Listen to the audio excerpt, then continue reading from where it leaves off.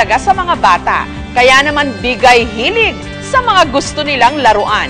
Pero ano nga ba ang mga nauuso o popular na mga laruan sa mga chikiting?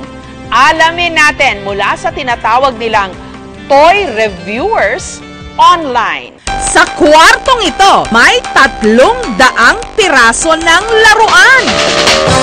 Dolls, toy castles, toy cars, at kung ano-ano pa.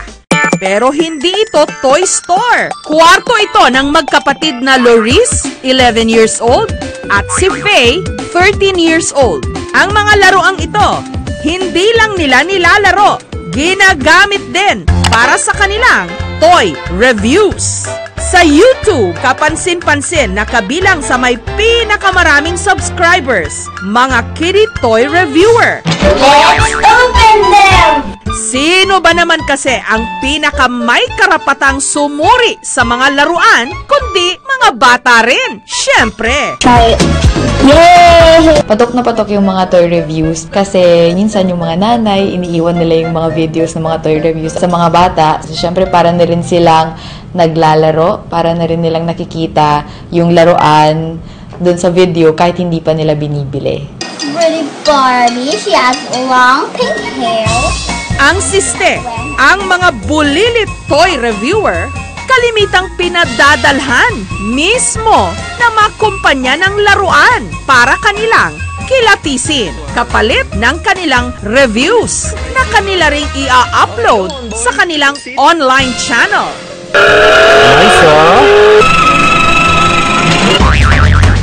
Dito sa Pilipinas, ang magkapatid na Loris at Faye ang kasalukuyang top toy kitty reviewers sa YouTube Philippines. Ang kanilang subscribers, mahigit 2 million lang naman.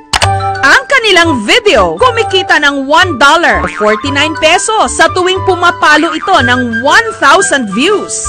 Masaya po kasi po, nagustuhan po kasi niya yung mga content namin. Overwhelmed po, tsaka po excited kasi po nakakakuha po kami ng support sa mga tao worldwide. Tsaka na-inspire din po kami gumawa pa ng madami pang videos. Paglilinaw lang ng magkapatid, kahit marami raw ang nag-o-offer ng libreng laruan para kanilang reviewin, hindi lahat tinatanggap nila. Sponsored po para pong hawak na po nung company yung time namin. Hindi na po namin pwedeng gawin yung gusto namin, bilhin yung mga gusto namin bilhin, tsaka yung management po ng time, medyo mahirap na din po.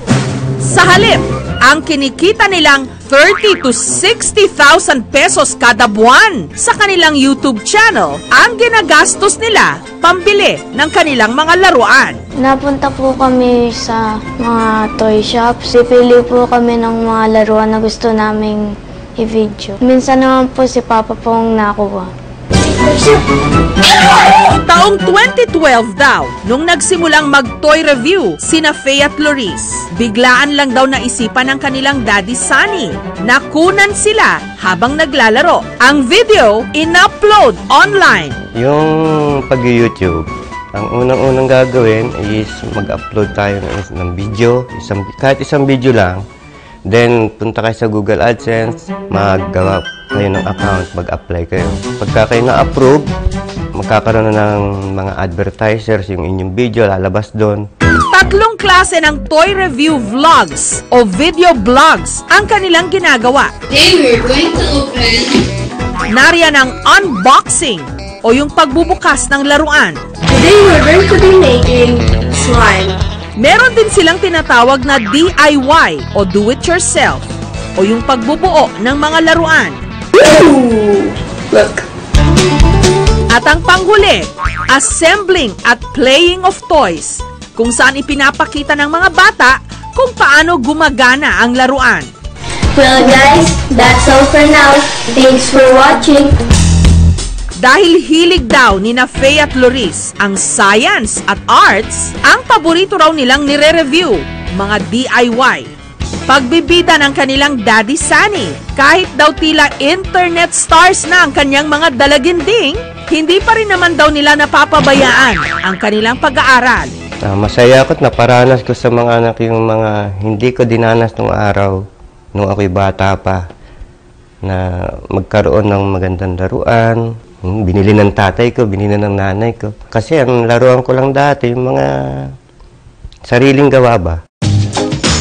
Ang susunod naman nating itatampok, kahit isang taon pa lang sa mundo ng toy reviewing, hindi raw padadaig. Siya ang bibong-bibong grade 3 student na si Ren. Hi guys, this is Ren's Amazing Toy. When I'm watching the YouTube video, and then I asked Daddy about can we review now? And then my first video is to 2015 Transformers Robots in Disguise toy set. So, may sale ngayon. Mamaya ipapakita ko sa inyo kung ano-ano yung mga pinamili ko.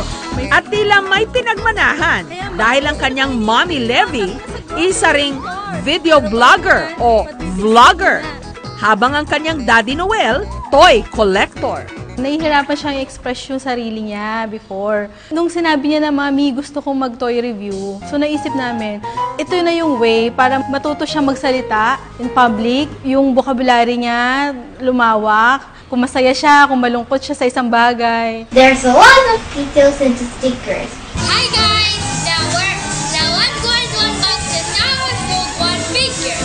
Nito lang nakaraang linggo, naimbitahan si Ren na dumalo sa isang toy convention kung saan live siyang nag-toy review. Oh, it's very good! Masaya ako pumunta sa toy convention. I'm so excited very much.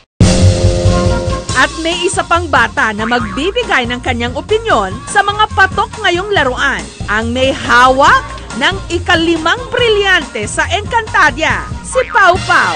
Ay pa mga kapuso! Bili po tayo yung toys! Tara!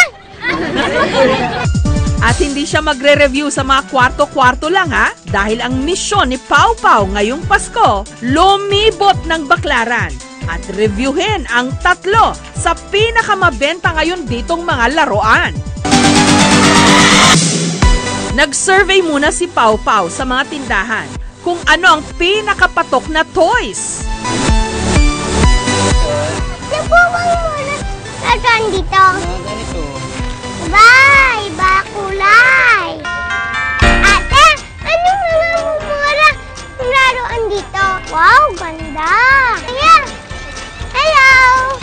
Kuya, madami siguro dito bumibig bubbles, no? Patesting na ako. Ako ito pa.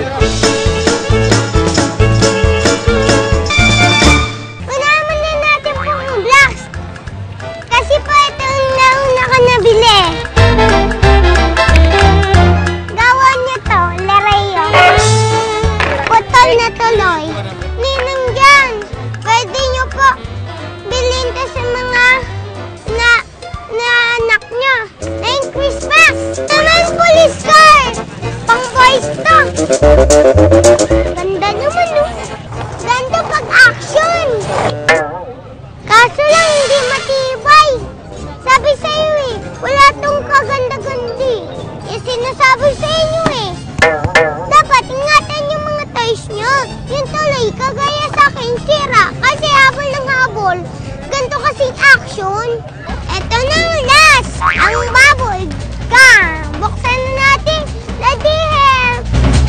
Nagpapatulong sa iyo sa mga tatanda para hindi tayo masugatan. Wow, ang ganda naman.